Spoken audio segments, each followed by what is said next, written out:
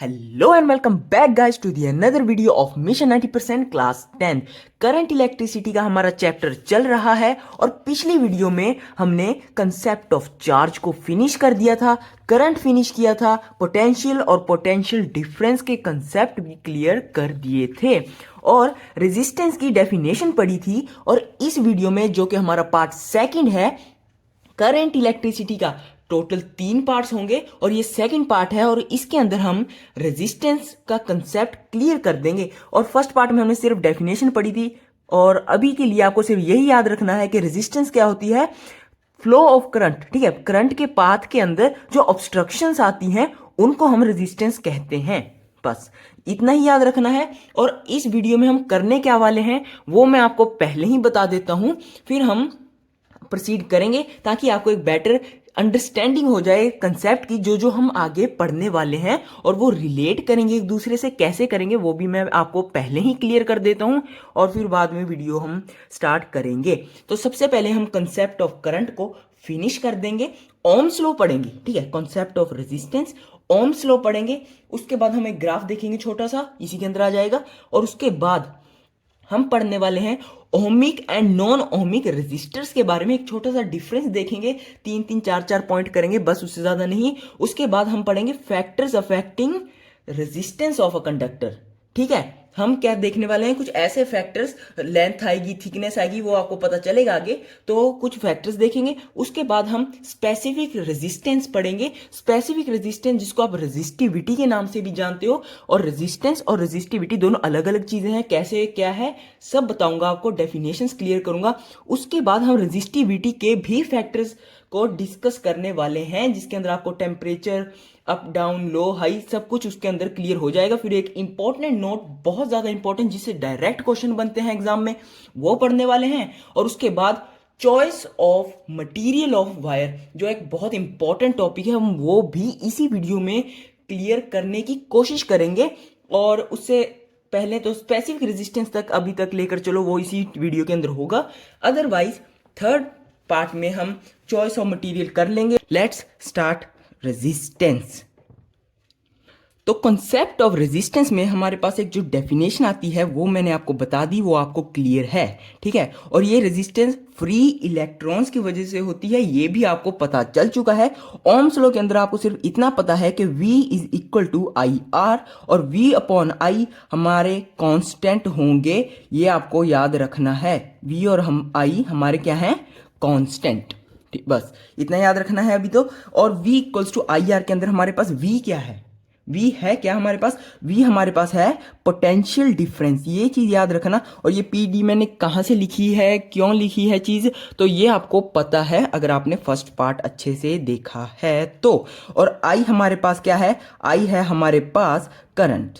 ठीक है, I हमारे पास करंट है। और R क्या है, R हमारे पास यार पता नहीं क्या है ना, तो R हमारे पास क्या है वो आप खुद बताओ मुझे। ठीक है, तो देखो देख ही लो यार, यहीं तो लिख रखा है। चलो, तो आपको V equals to I R का पता है और यही हमारा ओम्स लॉ है। एक लिमिटेशन पूछ लेते हैं कई बार ओम्स लॉ की, क्या लिमिटेशन है हमारे पास। तो लिमिटेशन ऑफ ओम्स लॉ की क्या है कि ओम्स लॉ जो हमारा ये V equals to I R है, ये सिर्फ तभी एप्लीकेबल होगा अगर हमारा जो टेम्परेचर हो वो क्या हो, हमारा कांस्टेंट। एक ही टेम्परेचर होना चाहिए, ये नहीं कभी टेम्परेचर बढ़ा दिया कम कर दिया तब ये एप्लीकेबल नहीं है। ये एक इंपॉर्टेंट चीज़ है जो मैंने अभी अभी आपको बताई कि टेम्परेचर हमारा कांस्टेंट होगा ओम्स लॉ के अंदर, और यही इसकी एक इंपॉर्टेंट लिमिटेशन है। आई होप आपको ये भी समझ में आ चुका होगा। V equals to I R होता है, V अपॉन आई हमारा कांस्टेंट होगा। और रेजिस्टेंस को हम क्या है, ऐसा यूनिट इसकी ओम होती है रेजिस्टेंस की, ये आपको पता है। देखो यार, ऐसा यूनिट का मैं फिर से बता देता हूँ आपको, यहीं बता देता हूँ इधर। तो देखो यार, अगर V equals to I R लेकर चल रहे हैं तो R को एक तरफ किया तो हम क्या लिख सकते हैं इसको, V अपॉन आई। ठीक है, V अपॉन आई लिख सकते हैं। अगर ऐसा यूनिट हम देखें V की, पोटेंशियल डिफरेंस की हमने क्या की थी, वोल्ट की थी, और करंट की हमने क्या लिखी थी, एम्पियर लिखी थी। और इसको ऊपर ले जाएंगे तो क्या होगा, एम्पियर -1, नीचे डिवाइड में था एम्पियर तो ऊपर ले जाएंगे तो ऑफकोर्स पावर -1 हो जाएगी। तो इसको अगर हम डायरेक्ट लिखना चाहें एक ही सिंबल से, तो वो हम कुछ इसको इस तरह के सिंबल से रिप्रेजेंट करते हैं, और इसी सिंबल को हम क्या बोलते हैं, ओम, OHM। ओम इसका सिंबल का नाम है, ये आपको पता होना चाहिए। ठीक है, अभी के लिए बस इतना ही आपको करना था। ओम्स लॉ का एक ग्राफ होता है जिसको हम आई वी ग्राफ कहते हैं। तो वो ग्राफ हम कहाँ बनाएं, हम यहाँ पर बना लेते हैं। चलो, तो देखो यार, आई वी ग्राफ इंपॉर्टेंट है, तो मैं आपको एक यहाँ पर अलग से इसको लिख सकते हो आप, हेडिंग बना के आई वी ग्राफ। ठीक है, आई वी ग्राफ ये हम ओम्स लॉ के लिए बना रहे हैं। तो हम क्या करेंगे, इसमें क्या इसके पैरामीटर्स लेंगे, तो देखो यार, नाम में ही लिख रखा है आई और वी। तो हम क्या करेंगे, एक्स एक्सिस पर v लेंगे, ये चीज़ ध्यान रखना है, एक्स एक्सिस पर हमने v लेना है, और जो हमारा y एक्सिस है उस पर हम i दे देते हैं इसको नाम। ठीक है, एक्स एक्सिस और हमारा ये रहा y एक्सिस। तो अब हमने क्या करना है, हमें रेजिस्टेंस निकालनी है। तो हमने क्या लिया था, कांस्टेंट v अपॉन आई हमने कांस्टेंट लिए थे, यहाँ पर देख लो। तो अब उससे हमें पता चल जाएगा क्या बनाना है, स्ट्रेट लाइन ग्राफ बनेगा यार। तो ये क्या है, हमारा स्ट्रेट लाइन है, और ये स्ट्रेट लाइन हमें क्या बता रही है, ये स्ट्रेट लाइन हमें रेजिस्टेंस बता रही है, ये हमें ऑब्स्ट्रक्शन बता रही है करंट के पाथ में। ठीक है, और अब हम क्या कर सकते हैं, स्लोप, पता ही होगा इस कंसेप्ट का, तो स्लोप निकालते हैं हम। अगर हम रेजिस्टेंस को निकालना चाहें, क्या होगा, डेल्टा आई, करंट में कितना चेंज आता है, बस इसको ऐसे याद रख लो, change in current upon change in voltage. तो हमें क्या मिल जाएगी, 1/R मिल जाएगी।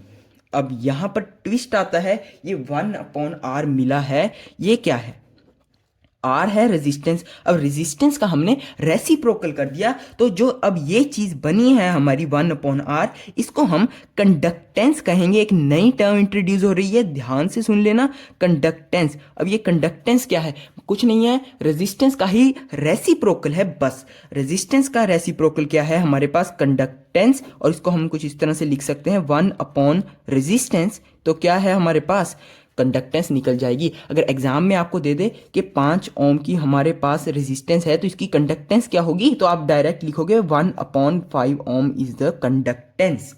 और इसको अगर आप और अच्छे से लिखना चाहो तो ये कैसे हो लिख सकते हो आप, इसको ऐसा यूनिट बता देता हूँ, फिर आपको अच्छे से पता चल जाएगा। तो देखो, रेजिस्टेंस की ऐसा यूनिट क्या होती है, ओम। तो इसको 1/ओम लिख सकते हो आप। ठीक है, 1/ओम। तो इसको ऊपर ले जाओगे तो क्या होगा, पावर एक कम हो जाएगी। तो कंडक्टेंस की हमारी ऐसा यूनिट आ चुकी है, ओम इनवर्स या फिर ओम-1। तो इतना आपके अगर याद हो चुका है, नेक्स्ट टॉपिक हमारे पास आता है ओमिक और नॉन ओमिक रेजिस्टर। रेजिस्टर क्या होता है, पहले तो वही हमारे पास एक इंपॉर्टेंट चीज है ना, आपको ये तो पता होना चाहिए कि रेजिस्टर क्या होता है हमारे पास। ठीक है, तो ओमिक और नॉन ओमिक रेजिस्टर तो हम पढ़ेंगे, लेकिन रेजिस्टर क्या होता है ये आपको पता होना चाहिए यार। देखो, करंट का फ्लो होता है, ये आपको पता है। मान लो करंट इस तरह से हमारा क्या हो रहा है, फ्लो हो रहा है। तो कोई ऐसी चीज, ऐसी डिवाइस कह सकते हो जो इस करंट के फ्लो को ना होने दे, which do not allow current to pass through it, तो उसको हम क्या कहेंगे, रेजिस्टर बोल देंगे। अब मान लो ये करंट ऐसे फ्लो होना था, अब नहीं होगा, यहीं तक होगा, क्योंकि बीच में हमने कुछ ऐसी चीज रख दी जो इस करंट को फ्लो होने नहीं दे रही। तो इसी चीज को हम क्या कहेंगे, रेजिस्टर बोलेंगे। अब ओमिक और नॉन ओमिक दो तरह के रेजिस्टर होते हैं, तो नाम से ही पता चल रहा है। ओम्स लॉ पढ़ के हटे हैं हम यार, तो ओमिक रेजिस्टर क्या होगा, ओमिक होगा जो हमारे ओम्स लॉ को ओबे करे। तो हम फर्स्ट पॉइंट लिख देंगे कि इट, यहाँ पे इट लिख देते हैं, तो इट ओबेज ओम्स लॉ। तो ये है हमारे पास फर्स्ट पॉइंट ओमिक रेजिस्टर का। और इसी तरह से हम दूसरी तरफ क्या लिख देंगे, नॉन ओमिक रेजिस्टर के, इट क्या लिखेंगे हम, क्या ये ओम्स लॉ को करेगा, ये नहीं करेगा। तो it does not obey Ohm's law. तो चलो मैं ही लिख देता हूं, it does not obeys Ohm's law. तो आई होप आपको ये समझ में आ चुका होगा। ये हमारा फर्स्ट पॉइंट था ओमिक और नॉन ओमिक रेजिस्टर का। अब सेकंड थर्ड कैसे लिखूंगा मैं, आप ध्यान से देखना।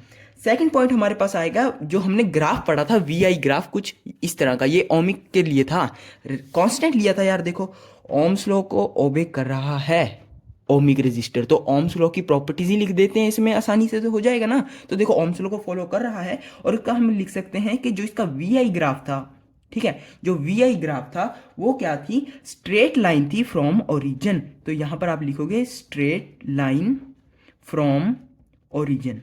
जो इसका वी आई ग्राफ था वो कैसा था, स्ट्रेट लाइन थी यार। तो यहां पर आप जो नॉन ओमिकल लिख सकते हो कि वो स्ट्रेट लाइन नहीं थी, या तो इस तरह से लिख लो कि it was not a straight line, या फिर आप लिख सकते हो it was a curve. Curve कैसे होगा यार, देखो ये हमारे पास ग्राफ है, मान लो इस तरह से होगा, ये स्ट्रेट लाइन नहीं होगी, कर्व हो जाएगा। बस यही सेकंड पॉइंट था हमारा। थर्ड पॉइंट में आप लिख सकते हो कि जो स्लोप थी, जो हमारी स्लोप निकलेगी हमारे उसकी, देखो यार स्ट्रेट लाइन का ग्राफ है तो स्लोप क्या होगी, सेम होगी हर पॉइंट पे। तो हम लिखेंगे कि जो स्लोप है वो हर पॉइंट पे सेम रहेगी, कि slope is same at all points of V I graph. और यहां पर हम लिख देंगे जो हमारी स्लोप थी वो क्या थी, स्लोप हमारे पास डिफरेंट थी। इस तरह से मैंने डी एफ डिफरेंट लिखा है, तो आई होप आपको समझ में आ गया होगा यार। अदरवाइज जो मैं बोल रहा हूँ ध्यान से सुनना। अब लास्ट पॉइंट है फोर्थ, इसमें हम क्या लिखेंगे, एग्जाम्पल। और यही एग्जाम्पल एग्जाम में आपके पास पूछी जा सकती, नहीं पूछी जाएंगी, ठीक है, ध्यान रखना इस बात को। ओमिक रजिस्टर की एग्जाम्पल, एग्जाम्पल में हम क्या लिख सकते हैं, ए जी, हम लिख सकते हैं एफ ई, और हम कॉपर लिख सकते हैं सी यू, और इस तरह की कुछ और एग्जांपल्स भी, सिल्वर आयरन कॉपर, ये कुछ एग्जांपल्स हैं ओमिक रजिस्टर की। नॉन ओमिक की लिख लेना एलईडीज, ये एग्जांपल्स लिख रहा हूँ, इंपॉर्टेंट है। और एक साथ में आप जंक्शन डायोड याद कर सकते हो। जंक्शन डायोड होता क्या है, ट्वेल्थ में आपको ये चीज़ें आएंगी डिटेल में अगर आप फिजिक्स लोगे तो, ठीक है। अदरवाइज अभी के लिए सिर्फ इतना याद रख लो कि जंक्शन डायोड कुछ नहीं है, बस एक एग्जांपल है नॉन ओमिक रजिस्टर की, बस। अब उसके बाद कुछ फैक्टर्स आ जाएंगे अफेक्टिंग व्हाट, रेजिस्टेंस, ठीक है। कुछ ऐसे फैक्टर्स भी होंगे जो रेजिस्टेंस को अफेक्ट करते हैं, वो पढ़ लेते हैं जल्दी से। तो यार आप खुद सोच कर देखो, तो इसके अंदर हम वैसे टोटल 4 पढ़ने वाले हैं, 4 फैक्टर्स पढ़ेंगे। कैसे इफेक्ट करेंगे वो भी मैं आपको अभी बताऊंगा, एग्जाम में आ सकते हैं, इंपॉर्टेंट हैं।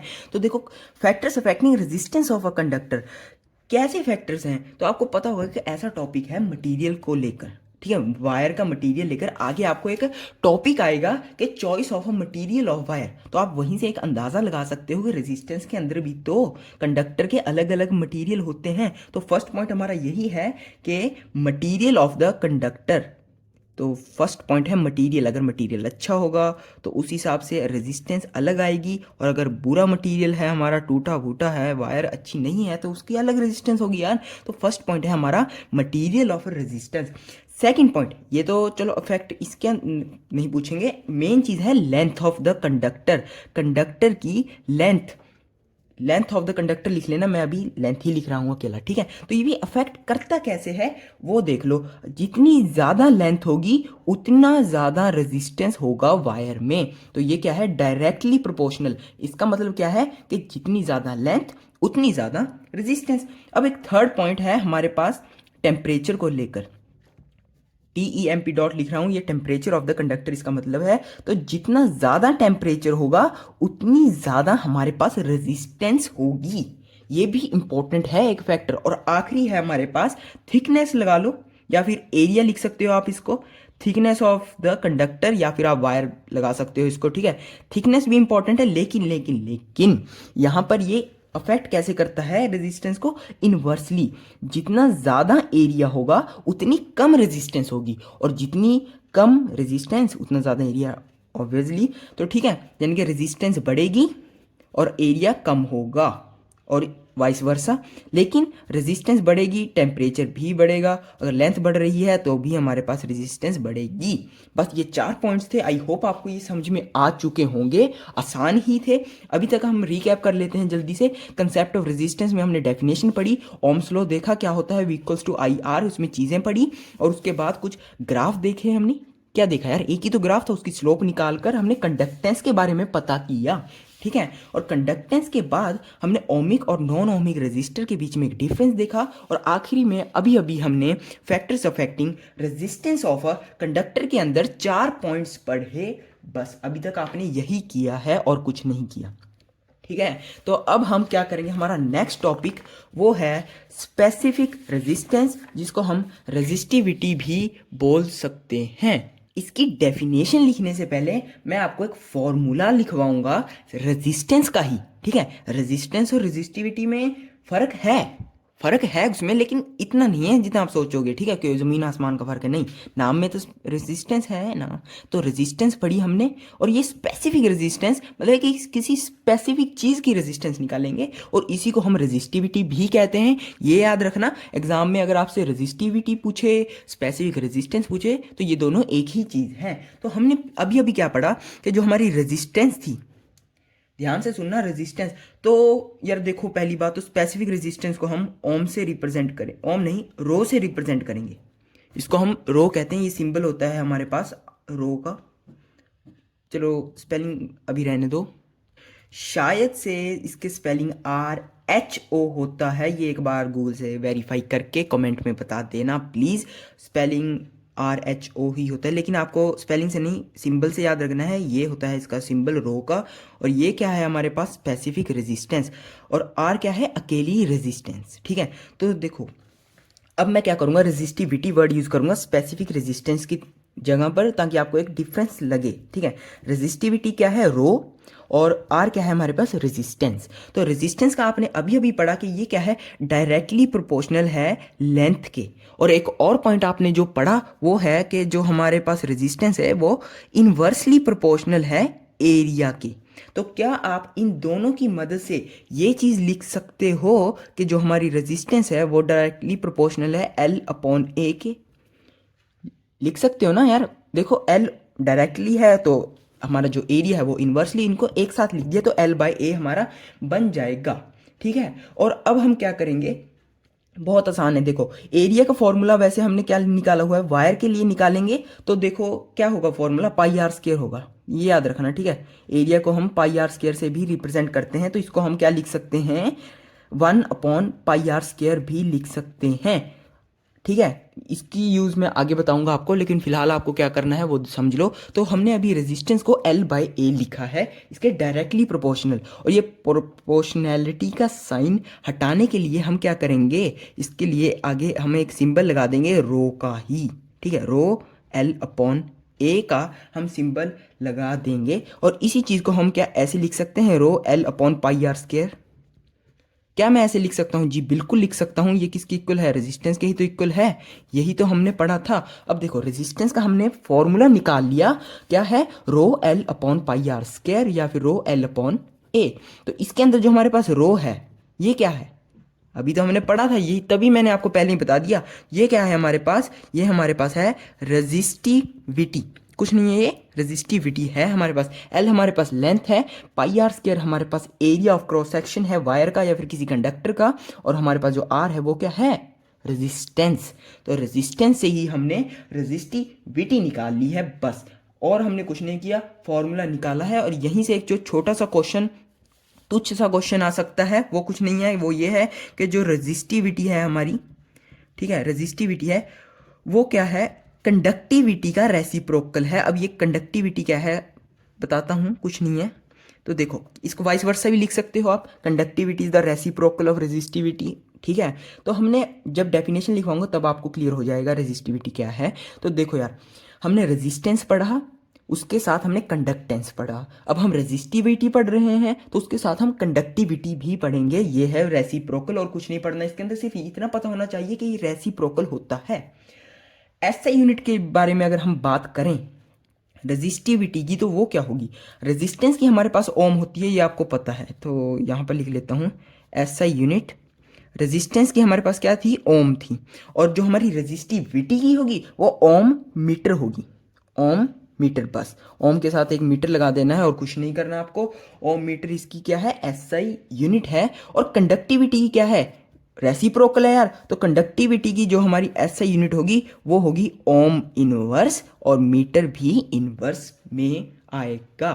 बस आपको अब एसआई यूनिट पता चल चुकी है दोनों की, रेजिस्टेंस रेजिस्टिविटी, कंडक्टेंस कंडक्टिविटी, इनकी भी आपको साथ में ही क्या पता चल चुकी है, एसआई यूनिट पता चल चुकी है। एग्जाम में कई बार पूछ लेता है, या फिर अगर आप लिखोगे तो एक अच्छा इम्पैक्ट छोड़कर जाता है एग्जामिनर पर, और कुछ नहीं होता इससे। ठीक है, तो अब देखो, अब हम क्या करने वाले हैं, अब हम इसके एक डेफिनेशन लिख लेते हैं जल्दी से, स्पेसिफिक रेजिस्टेंस की, टाइम ना वेस्ट करते हुए। तो यहाँ पर हमने इसकी डेफिनेशन लिख ली है, क्या है स्पेसिफिक रेजिस्टेंस की या रेजिस्टिविटी की। देखो यार, मैंने आपको बताया था जैसे रेजिस्टेंस होता है किसी वायर के लिए, और उसको हम एक छोटे से पार्ट को हम उसकी रेजिस्टेंस होगी, रेजिस्टेंस वो भी, लेकिन उसको हम रेजिस्टिविटी बोल देते हैं छोटे पार्ट के लिए। वो छोटा पार्ट कितना छोटा होता है वही इस डेफिनेशन के अंदर लिखा हुआ है, देख लेते हैं जल्दी से। Specific resistance of a material is the resistance of a wire. देखो यार, किसी भी रेजिस्टिविटी क्या है, कुछ नहीं है, रेजिस्टेंस ही होती है किसी वायर की, लेकिन कितनी होती है वो वायर, ऑफ यूनिट लेंथ, मतलब कुछ नहीं है, हमने L/A लिखा था, ये L और A 1 1 लेने हैं बस। यूनिट लेंथ और unit area of cross section, बस।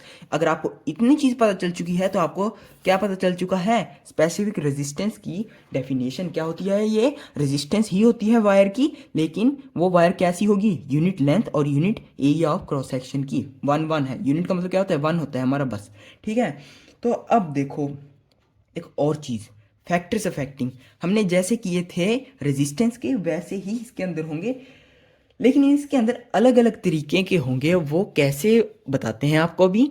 तो देखो यार, जो हमारे फैक्टर्स अफेक्टिंग है स्पेसिफिक रेजिस्टेंस के, वो क्या हैं, तो हम इसमें पढ़ेंगे, ज़्यादा नहीं पढ़ेंगे। तो देखो, आपने 4 चीज़ों का नाम सुना होगा। पहली हमारे पास मेटल्स, ये आपने सुन रखा है मेटल्स क्या होते हैं। फिर हमारे पास एक वर्ड आता है एलॉयज, ये भी आपको पता है क्या होते हैं। और एक हमारे पास आता है semi conductors, semi conductor, CONDUTORS, semi conductors. और एक आपने एक और वर्ड सुना होगा, इंसुलेटर्स। अगर ये क्या होते हैं आपको नहीं पता तो जरूरत भी नहीं है पता करने की, अगर पता है तो वेल एंड गुड है यार। ठीक है, तो देखो मैं आपको कंपैरेटिवली बता देता हूँ। स्पेसिफिक रेजिस्टेंस मेटल्स, अलॉयज और सेमीकंडक्टर्स की लो होती है, LOW, लो। और इंसुलेटर्स की हाई होती है स्पेसिफिक रेजिस्टेंस। अब ये हाई थोड़ी बहुत ही नहीं, बहुत हाई होती है, वेरी हाई। और ये लो भी थोड़ी नहीं, वेरी लो। ठीक है, अब यहाँ से हमने क्या पता करना है। अब हम देखो, इंसुलेटर का तो हमने लिख दिया, लेकिन इनका क्या करें। ये तीनों हमने एक साथ लिख दिया, बहुत कम होती हैं। क्या ये सच में कम होती हैं? जी बिल्कुल कम होती हैं। लेकिन अब ये फैक्टर्स अफेक्टिंग तो नहीं थे ना एक तरह से, तो हम फैक्टर्स अफेक्टिंग को कैसे पढ़ सकते हैं। ये एग्जाम में आ सकता है वैसे ये चीज़ें, ठीक है, जो करवा रहा हूँ, सभी इंपॉर्टेंट चीज़ें करवा रहा हूँ मैं, ये याद रखना। तो देखो, हम टेम्परेचर का देखते हैं सबसे पहले क्या इफेक्ट आएगा। तो फैक्टर्स अफेक्टिंग में हमारे पास सबसे इंपॉर्टेंट जो चीज़ है वो है टेम्परेचर की, एंड ओनली टेम्परेचर की। अब आपको एग्जाम में क्वेश्चन ऐसे आएंगे कि टेम्परेचर कैसे इफेक्ट करता है इन चीज़ों को, स्पेसिफिक रेजिस्टेंस से रिलेटेड बताना होता है। तो देखो क्या आंसर आएगा इसका, ध्यान से देखना। तो सबसे पहले हम मेटल्स का केस डिस्कस करेंगे। ठीक है, मेटल्स का केस सबसे पहले डिस्कस कर लेते हैं हम।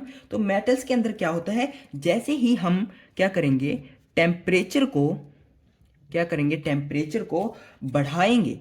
ठीक है, जैसे हम टेम्परेचर को क्या कर रहे हैं, मेटल्स के केस में इंक्रीज, तो जो हमारी स्पेसिफिक रेजिस्टेंस है, इसको मैं कैसे लिखूं, ऐसे लिख लेते हैं। ठीक है, रो स्पेसिफिक रेजिस्टेंस है, ये बहुत ज़्यादा इंक्रीज हो जाती है। ये चीज़ आपको याद रखनी है। अब सेकंड केस हमारे पास है सेमीकंडक्टर्स का। ठीक है, हमारा सेकंड केस है सेमीकंडक्टर्स का। इस केस के अंदर क्या होता है, जब हमारा टेम्परेचर इंक्रीज होगा तो जो हमारी स्पेसिफिक रेजिस्टेंस होगी ये बहुत ज़्यादा कम हो जाती है। ये मैं मेटल्स और सेमीकंडक्टर्स का बता रहा हूँ। ये क्या था, ये अगर लो थे तो यहाँ इंक्रीज कैसे, ये टेम्परेचर बढ़ाने से हुआ है, ये याद रखना। ओवरऑल नहीं, टेम्परेचर बढ़ाने से। अगर मैंने टेम्परेचर बढ़ा दिया तब क्या होगा इन पर, ये इफेक्ट आपको बताना होता है। और अगर हम बात करें, ये अलॉय रह गया यार, तो अलॉय लिख लेते हैं जल्दी से। तो अलॉयज क्या होते हैं, इनका कुछ नहीं होता है, ये बेचारे क्या करते रहते हैं, कांस्टेंट रहते हैं। तो हम इसको लिखेंगे रिमेन्स कांस्टेंट। ठीक है, अलॉय पर इसका कोई इफेक्ट नहीं होता, remains constant for some alloys. ठीक है, कुछ अलॉयज होते हैं, तो यहाँ पर हम उन अलॉयज की एग्जांपल लिख लेते हैं। आगे हम जब choice of material of wire करेंगे उसके अंदर शायद आपको इनकी एग्जांपल की ज़रूरत पड़ जाए, तो लिख लेते हैं। फर्स्ट एग्जांपल है हमारे पास मैंगनीन की।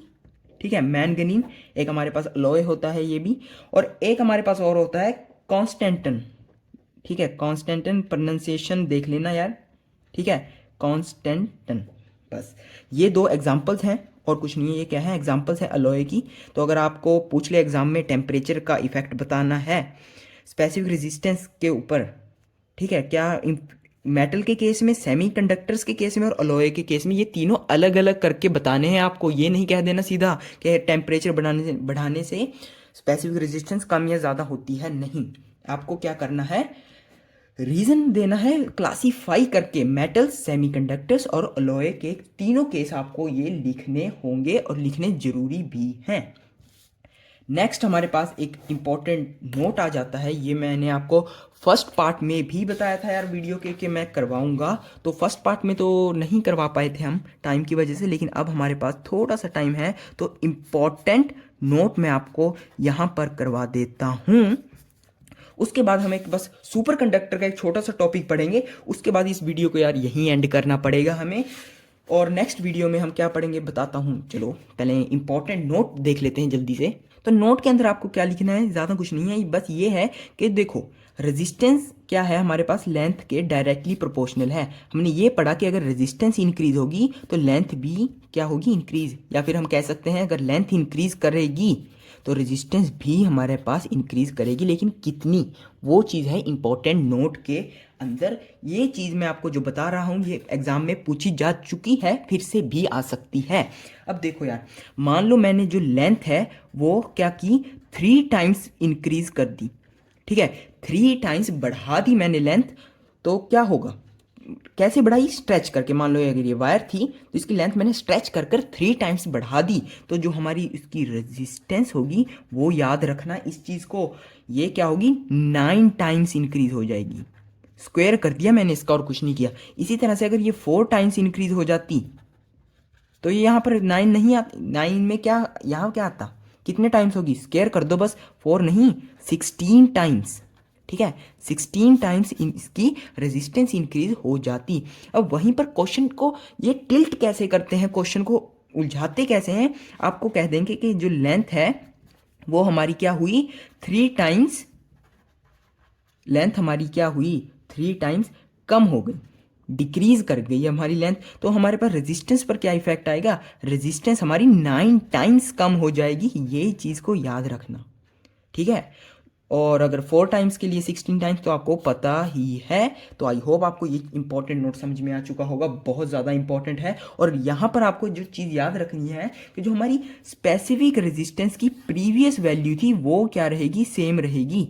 रेजिस्टेंस चेंज होगी लेकिन स्पेसिफिक रेजिस्टेंस क्या है, सेम रहेगी प्रीवियस वैल्यू के जैसे ही। अगर हमारे पास यहाँ पर मान लो स्पेसिफिक रेजिस्टेंस 5 थी, मान लो वैसे एग्जांपल दे रहा हूँ, तो यहाँ पर भी क्या रहेगी, 5 ही रहेगी, चेंज नहीं होगी। लेकिन जो हमारी लेंथ है अगर वो 3 टाइम्स हो गई तो हमारी रेजिस्टेंस बढ़ जाएगी, कितनी बढ़ेगी आपने पढ़ ही लिया। आई होप ये चीज़ आपको समझ में आ चुकी होगी, बहुत इंपॉर्टेंट चीज़ थी यार, समझाने की कोशिश की है बस।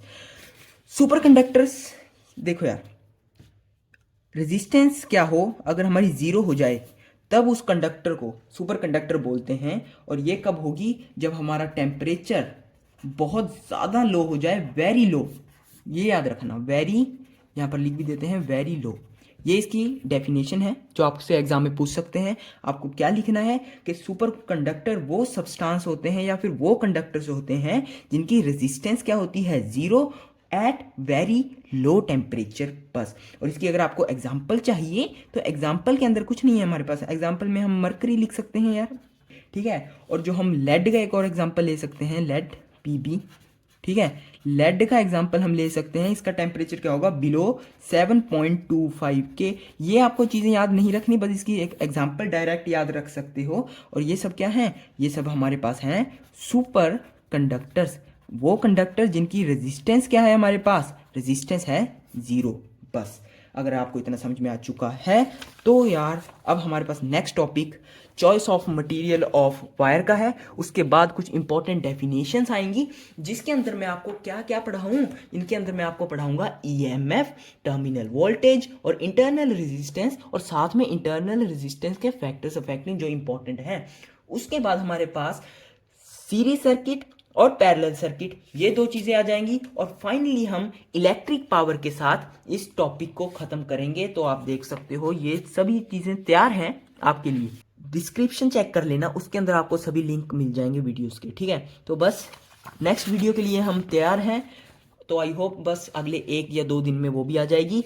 अभी तक हमने क्या किया, रेजिस्टेंस, स्पेसिफिक रेजिस्टेंस, रेजिस्टिविटी, ठीक है, एक ही चीज़ होती है ये, और कंडक्टेंस, कंडक्टिविटी, सुपर कंडक्टर्स के बारे में हमने पढ़ी चीज़ें, टॉपिक्स, डेफिनेशंस, फैक्टर्स अफेक्टिंग, सब कुछ कर लिया है।